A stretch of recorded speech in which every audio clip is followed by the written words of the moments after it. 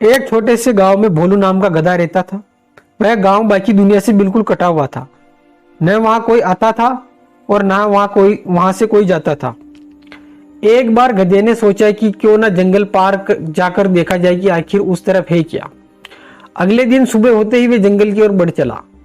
जंगल घना था और गधा मूर्ख बिना सोचे समझे उसे जिधर मन करता उधर चल पड़ता।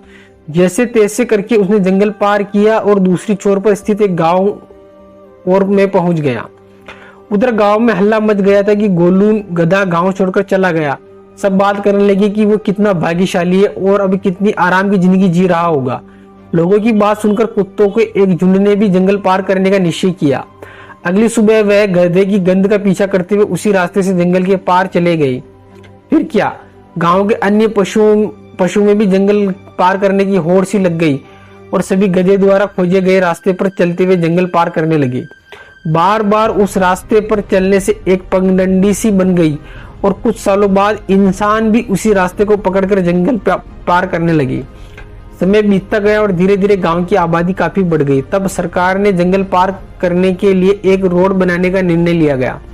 शहर से इंजीनियरों का एक दल आया और इलाके की स्टडी करने लगा। गांव वालों ने बताया कि जंगल पार करने के लिए एक पगडंडी बनी हुई है, उसी पर अगर रोड बना दिया है तो अच्छा रहेगा।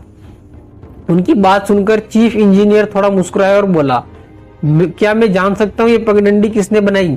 गांव के एक बुजुर्ग बोले, जहां तक मुझे पता है ये रास्ता किसी गधे ने खोजा था और उसने पूरी कहानी कह सुनाई। उनकी बात सुनने के बाद चीफ इंजीनियर बोले, मुझे यकीन नहीं होता कि आप इंसान होते हुए भी इतने सालों से एक गधे के बनाए रास्ते पर चल रहे थे।